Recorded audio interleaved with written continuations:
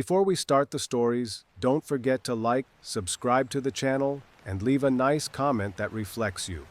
Working in the oil fields at North Slope, Alaska isn't for everyone.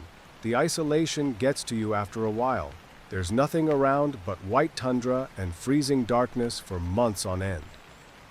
I worked in pipeline maintenance near Prudhoe Bay for about 6 years. This happened in February 2018. The pay was really good, honestly excellent, which is why me, Brad, and Tommy kept coming back season after season. We were a tight crew, always having each other's backs through snowstorms and equipment failures that could be deadly, often faster than you can even call for help. At that time, we finished repairing a section of the pipe that had cracked from the constant freezing and thawing. It took about a week. The company put us up in one of those prefab shelters about 40 miles south of Deadhorse, near the Dalton Highway, the icy trucker route. The trip back was supposed to be routine. We'd done it hundreds of times before in Brad's Ford F-350, which was tricked out with chains on all the tires and a heater strong enough to keep you from freezing. Tommy was lying back in the rear seat trying to sleep while I sat next to Brad, chatting as he drove through what was turning into a full-on snowstorm. The visibility was really bad, barely more than 30 feet at best. The headlights just bounced off the blowing snow, creating a white tunnel that made you feel like you were flying through space. After about 2 hours of driving, Brad suddenly slammed on the brakes, making Tommy crash into the back of my seat. In the storm, we barely saw a person stumbling on the side of the road. No cars nearby, no emergency lights, just this one person wearing a heavy coat, moving in desperate, uncoordinated ways, like when your body starts shutting down from the cold. Brad stopped immediately. You can't just leave someone out there in weather this brutal, with temperatures dropping to 40 below zero and still falling. Tommy suddenly woke up, cursing the sudden stop, but quickly fell silent when he saw what we were looking at. We sat there for 5 seconds while he struggled through snow up to his knees about 20 yards away. He wore an old military-style coat, olive green with fur trim around the hood, fluttering in the wind. What immediately surprised me was the way he walked. It wasn't the stumble of someone fighting the cold. It was a mechanical, repetitive movement, like he was following a path only he could see. Brad honked the horn twice, but the man didn't even turn around. He just kept moving forward, step by step, his arms hanging loosely. Tommy said, "Oh my God, he's gonna die out there," as he reached for the handle. We stopped the car's heater and all got out. The wind hit us like thousands of tiny knives. Even our heavy gear felt the cold trying to sneak through every crack. We started running towards the man, calling out to him, but the storm swallowed our voices.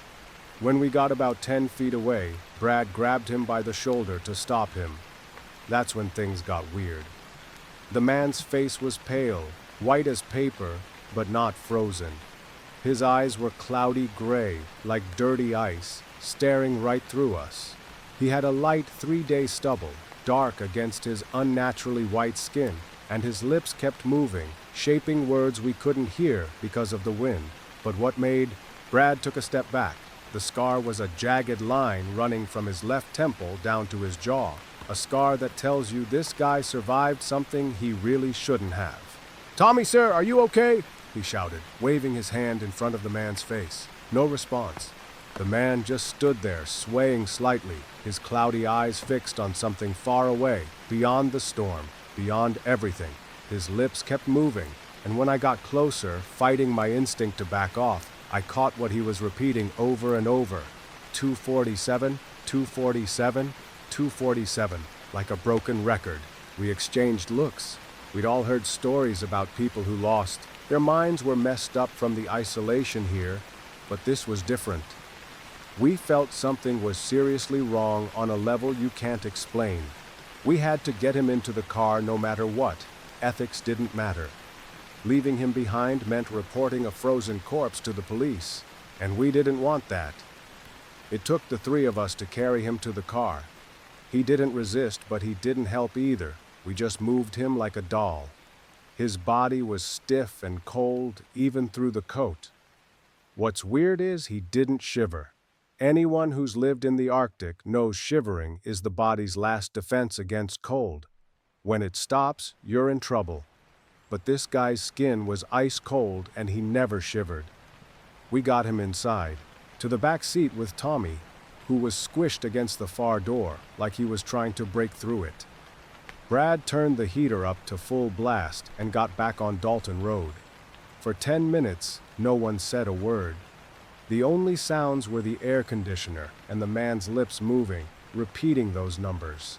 Then Tommy cleared his throat and said, "Isn't that the same as that guy who disappeared on a snowmobile 2 years ago? They found his snowmobile, but never the body." Brad's grip on the steering wheel tightened. Everyone out in the fields knew that story. In February 2016, a local man named Christopher Fawn vanished during a solo snowmobile trip. They found his snowmobile. They found him curled up under a tree about 15 miles from where we picked him up. There was blood on the seat and drag marks in the snow. The rescue team searched for 2 weeks before they gave up in that freezing cold with no shelter. You only have a few hours. They declared him dead and held a funeral. His brother worked for a drilling company and used to drink at the same bar in Deadhorse. He said Christopher had the same scar from a childhood accident with a boat propeller. Every time I looked at the silent passenger in the rearview mirror, I felt more unsettled. Same scar, same face shape, even the same eye color. But Christopher's eyes were closed. The tents in the pictures aren't this gray and foggy. The shelter appeared through the storm like a metal oasis, its yellow lights barely cutting through the white snow wall. We tried to reach out on the radio, but all we got was static, which is normal in weather like this. The building was made of mobile units spread along the pipeline, just a reinforced shipping container with beds, a small kitchen, and a comms device. I parked the car as close to the door as I could and got ready to bring the passenger inside. Then, for the first time, a rough and strange voice spoke, like someone talking underwater. "I can't come in. Not now. Not for another 45 minutes." Then he jumped. Tommy actually hit his head on the door frame, but we weren't going to leave anyone in the car to freeze, no matter what they wanted. It took Brad hugging him from behind while Tommy and I each grabbed an arm, but we managed to get him inside. The moment we crossed the threshold, his body went completely limp like he was dead. He almost fell on us all. We laid him down on one of the lower beds, and Brad went to check the radio while Tommy started making coffee. I stayed with our guest, checking his pulse, slow but steady, and tried to make sense of what we found under the harsh fluorescent lights. More details became clear. His nails were really long, curved and yellow, like he hadn't told the story for months, but there was no smell. And that bothered me more than it should have. Someone wandering in the wild is supposed to have the smell of sweat or something, but there was nothing. The absence of any scent was like it had been sanitized. The pockets of his coat were empty, except for one thing that made my chest tighten: a snow bike key on a leather chain, the kind you buy at a gas station called Deadhorse. The leather was cracked and worn, and it said, "Seaphone 2015. Tommy saw me with the coffee and the key. His face went pale, and he slammed the cups down hard until the coffee spilled. He whispered, "This can't be." But we all knew it was here, in my hands. Brad came back from the radio room shaking his head. The storm was on. Everything was mixed up, and we were stuck until maybe 8 more hours passed. Then the power went out for just a moment, only once, but it was enough to make us all stare at the ceiling. These shelters have backup generators that turn on automatically, so power issues are rare. The lights came back on, but something in the room had changed. The passenger's eyes were wide open, staring straight at the clock on the wall. It was 8:30 p.m. His lips started moving again, but this time faster, repeating 8:45. Tommy grabbed his arms hard enough to leave a mark and said, "We need to get out of here now, storm or no storm." Brad shook. He was staring out the window where the snow was coming down so hard we couldn't see the car just 10 feet away. We were trapped. Somewhere deep in my primitive mind, I felt like this was exactly what was supposed to happen. The next few hours dragged on painfully slow. We kept taking turns watching for the visitor and tried to stick to some kind of routine. I made a thermos of sandwiches that nobody touched. Tommy cleaned his gear for the third time. He kept checking the weather outside, hoping for any sign of improvement. The man didn't move from the bed, just lying there with his eyes fixed on the clock, lips silently counting down. Around 2 in the morning, exhaustion hit us hard. Tommy volunteered for the first shift while Brad and I were lying on a bed across the room. I didn't think I'd fall asleep, but exhaustion knocked me out. I woke up to Tommy shaking me hard, his wide eyes full of panic. It was 2:45 a.m. Brad was standing by the door, holding a wrench. "He's gone," Tommy gasped. I glanced over at the coffee pot to check, and when I looked back, the bed was empty. The shelter was only 40 feet across, but there was nowhere to hide. The guy had simply vanished. Then we heard 3 slow, deliberate knocks on the metal door. Whoever it was knew exactly what they were doing at 2:45 in the morning. The knocking came again, this time from the north window, then the south one, and then back to the door. It was circling the shelter like something was out there testing every entrance. Brad gripped the key tighter and said, "This is impossible. No one can stay out there without gear." But we all knew our visitor wasn't normal. The knocking stopped at 2:45, leaving us in total silence. We felt it like pressure in our ears. We stayed frozen until dawn. No one wanted to be the first to move.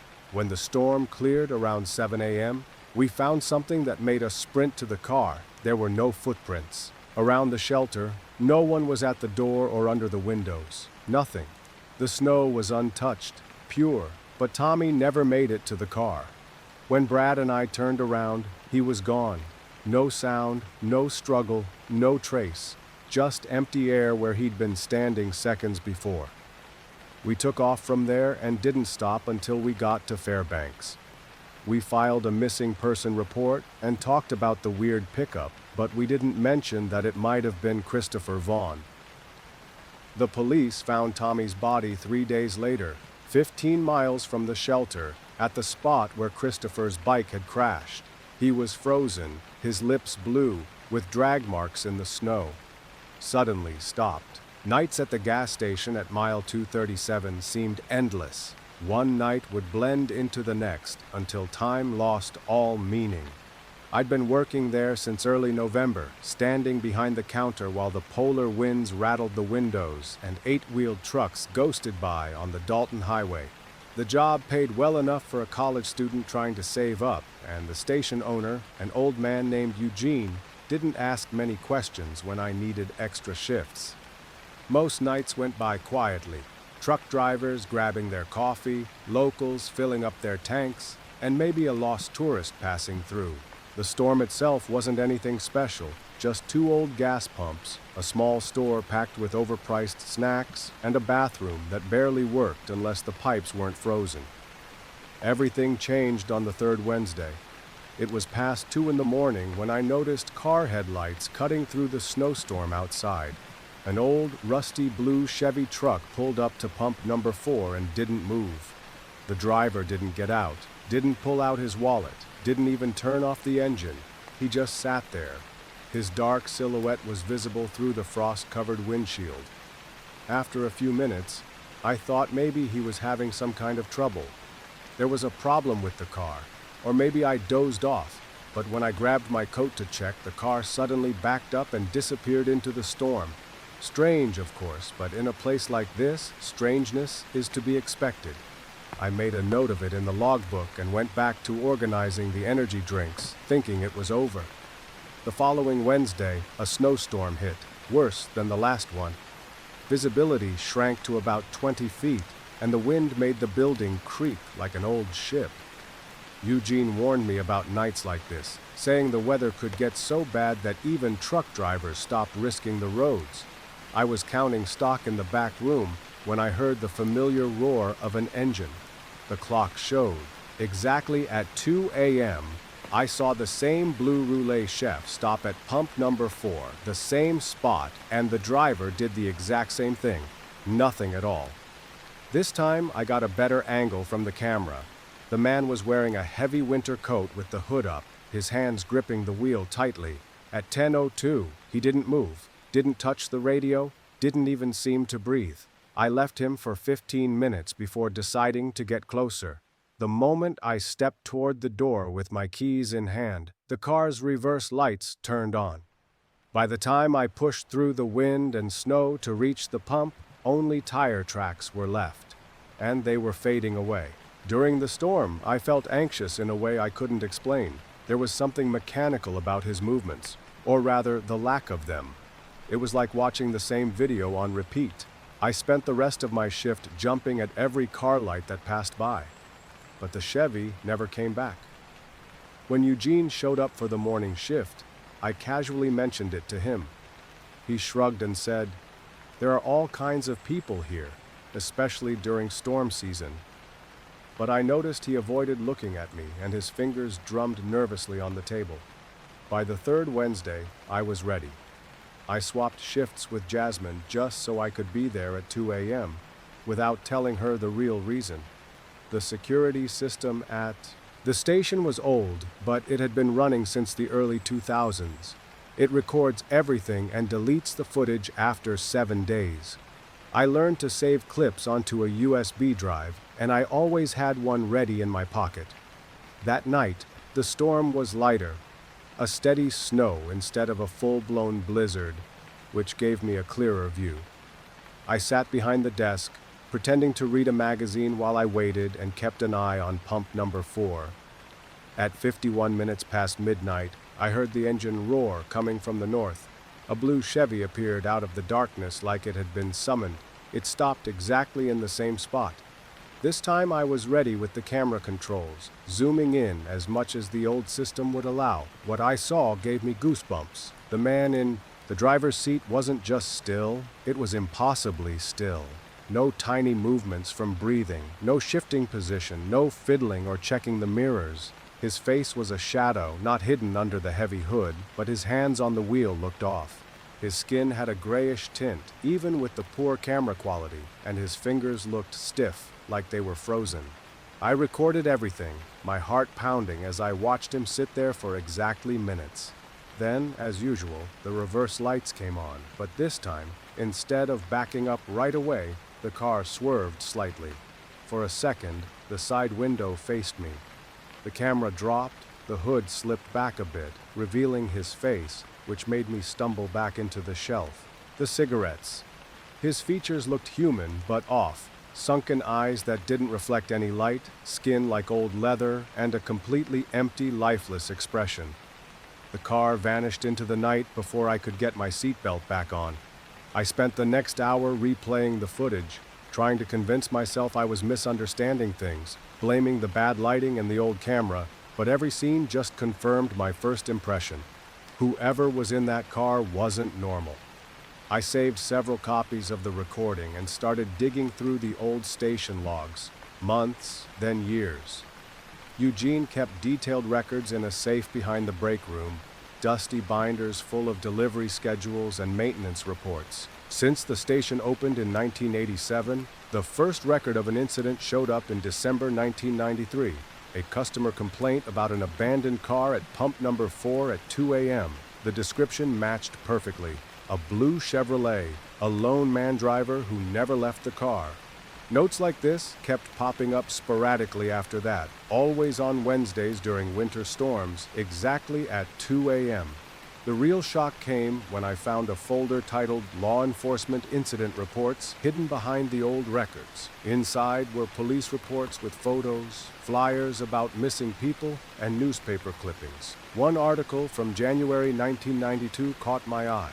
There's this local guy named Walter Hicks who disappeared during a crazy snowstorm. He was driving home from work at a mining camp when his blue 2088 Chevrolet Silverado vanished somewhere along the Dalton Highway. Search teams found no trace of him or the truck.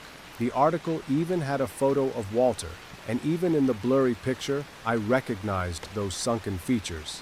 But the last document in the file made me drop everything and grab my phone. 2 years ago, someone checked the license plate and linked it to Walter Hicks. According to vehicle records, the truck was registered but reported missing back in January 1992, 30 years ago.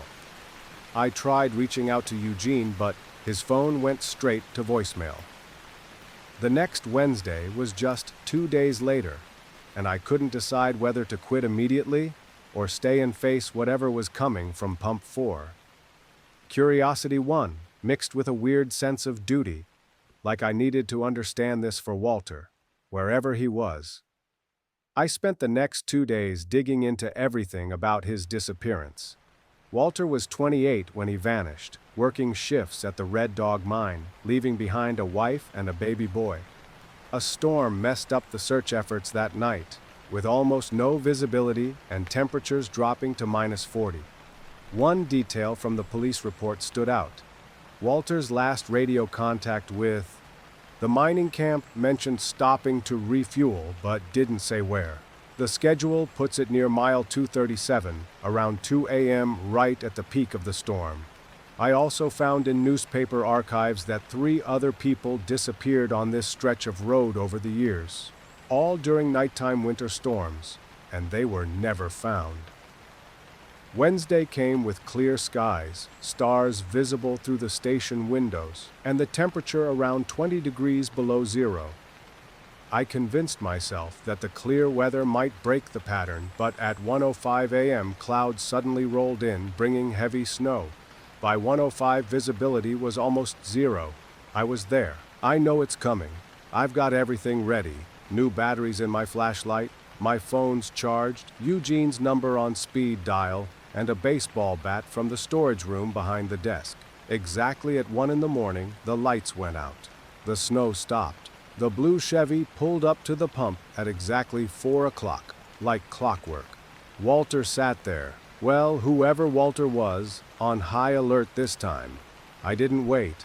I grabbed the flashlight and the bat, took a deep breath, and charged into the storm. The cold hit me like a physical force, stealing my breath and making my eyes water.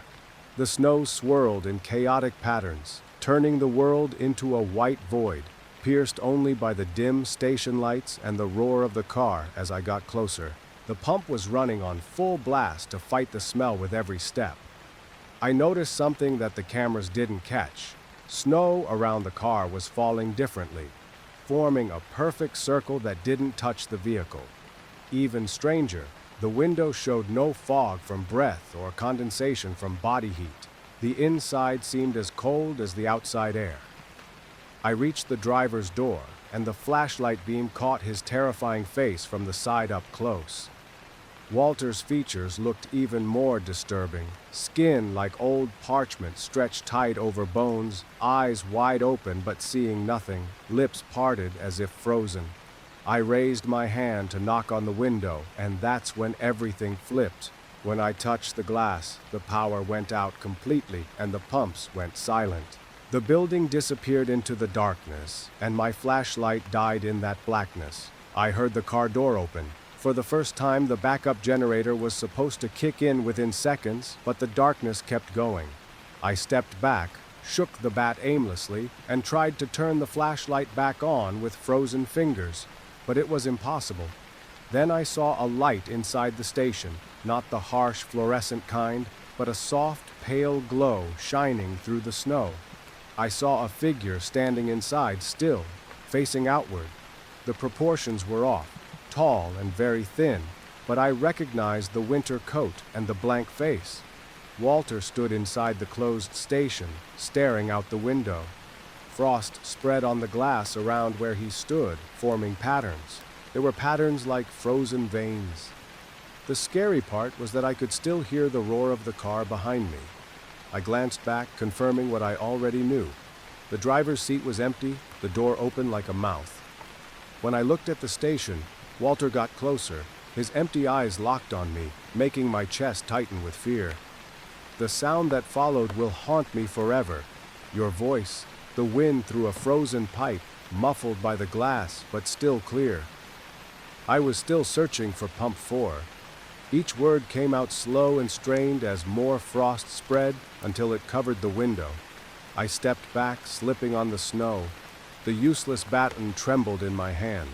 Suddenly, the car's engine roared, lights flashing in a pattern like Morse code. The glow inside the station pulsed with the lights. I realized in horror that Walter was alone. Shadows moved behind him, other figures with winter gear. 4 of them matched the number of missing people. They all stared with empty eyes, their mouths moving together, forming words I couldn't hear. Frost began forming on the windows, shaping words. Help us find the way. I ran, not to the car or the road, but around the building to the employee entrance. I fumbled with the keys, while those eyes watched me. Finally, I opened the door and rushed inside, slammed it shut, and threw on the lock. Suddenly, the emergency lights flickered on, spotlighting an empty store. No figures at the windows, no frost. Everything looked normal except my pounding heart. But the car was gone. I was still talking by the Pump 4 when I called 911, my fingers shaking as I spoke about intruders and the power outage. While waiting, I grabbed a lone USB and shoved it into my pocket. Something made me feel sick. The clock on the wall showed 2:45 a.m., but my phone said only a few minutes had passed since the power went out. The officer found nothing, no car, no footprints, just my traces. The windows were undamaged. In the morning, I handed in my resignation to Eugene, packed my stuff, and left Alaska for good. But on cold winter nights when the snow falls heavy, I still dream about Pump 4 and those written words. I never really discovered what they were looking for on the ice, and I hope I never do. Music. In October 2019, everything changed between my dad and me. We had been planning for months a big deer hunting trip in the Copper River Basin in Alaska. This was going to be the first real trip with my dad since I moved to Seattle for work 3 years ago. I'm 28, working as a consultant, and hadn't spent more than a weekend with him since college. My dad has been hunting in that area for over 20 years. He knows every hill and stream like the back of his hand. We took off from Anchorage in his old truck. We had a Chevy Prado with gun insurance and camping gear carefully packed up. We were really excited to spend 5 days away from the world, no phones or work messages. The plan was simple: track deer, maybe get a clean shot, and enjoy the wild nature. On the first day, things went just as we hoped. We walked about 6 miles from where we parked the truck and found a good spot to camp near a narrow stream cutting through a valley surrounded by thick pine and birch trees. My dad walked confidently, pointing out animal tracks, explaining the wind directions, and sharing stories from past hunting trips. The weather was cold, but not freezing. About 2 degrees Celsius, with a clear sky and this amazing autumn light filtering through the trees. We set up the tent, got our gear organized, and spent the evening planning the next day's route while sharing coffee mixed with a bit of whiskey. Everything felt normal and peaceful. We talked quietly about family stuff, work stress, and life in general, not realizing something was watching us. That day, things started to get weird. After 3 hours of walking along an animal trail winding through rough rocks, my dad suddenly stopped. He was staring at something about 30 meters away, his face shifting from curiosity to confusion. When I caught up to him, I saw what had caught his attention. A gazelle carcass caught my attention. Something about the way it was torn apart was unlike anything I'd seen before. The bones were completely clean, as if they'd been cleaned with precise surgery. But the strange part was how they were arranged, not scattered randomly like in a typical predator attack. Instead, they formed an almost perfect circle around a flat rock, with the skull right in the center, its empty eye sockets staring up at the gray sky. The large bones were neatly lined up like the spokes of a wheel. My dad came closer, running his fingers over the smooth edges of the bones. After 20 years of hunting, he'd seen bear attacks, wolves, even mountain lions, but this was different. The bones were incredibly clean, precisely arranged, with not a single mark on them. The soil around the spot was soft, but there wasn't even a claw mark or scratch. My dad said calmly, "Kevin, I've never seen anything like this before. Whatever did this is big enough to kill a full-grown deer, but smart enough not to leave any evidence." We spent a few more minutes checking the area, making wider circles, but we found nothing. No fur, no blood, no trace on the surrounding plants. The animal suddenly appeared, carefully arranged the bones, then vanished. We tried to ignore it and kept hunting, but the discovery clearly bothered us. My dad kept looking back toward where the bones were, and I found myself watching the trees more than usual. After 2 more miles, we found more remains. This time, a bird. Termjan, but once again the bones were arranged in the same weird pattern, a perfect small circle around a smooth riverstone with a tiny skull right in the middle. The strange thing is, Termjan are ground birds, easy prey for foxes or hawks, yet there were no scattered feathers or signs of a struggle. My dad picked up a delicate wing bone and held it up to the light, showing how precisely it had been cleaned. It was like surgery. He muttered softly, "No animal cleans this carefully on its own." The pattern continued all day. We found 5 more kill sites, each one more unsettling than the last. A ground squirrel arranged around a piece of quartz, marten bones forming a circle around a plank. Every site was scarily clean, so precise it made the hair on my arms stand up. What worried me most was the rising death toll. It got worse the deeper we went into the basin. The first gazelle had been there for days or weeks, but the recent spots still reeked of fresh death. Dad started walking cautiously, his rifle ready, constantly checking behind us. We didn't want to admit it, but we knew something was stalking us, staying close enough to set up these terrifying scenes for us to find, like it was leading us deeper into its territory. That night, we set up camp in a small open area surrounded by thick pine trees. We were super tense. To keep moving forward, my dad insisted on keeping the fire burning all night, and we took turns keeping watch, something we'd never done before on camping trips. I took the first shift, sitting with my back against a fallen tree trunk, my rifle resting on my knee, listening to every sound.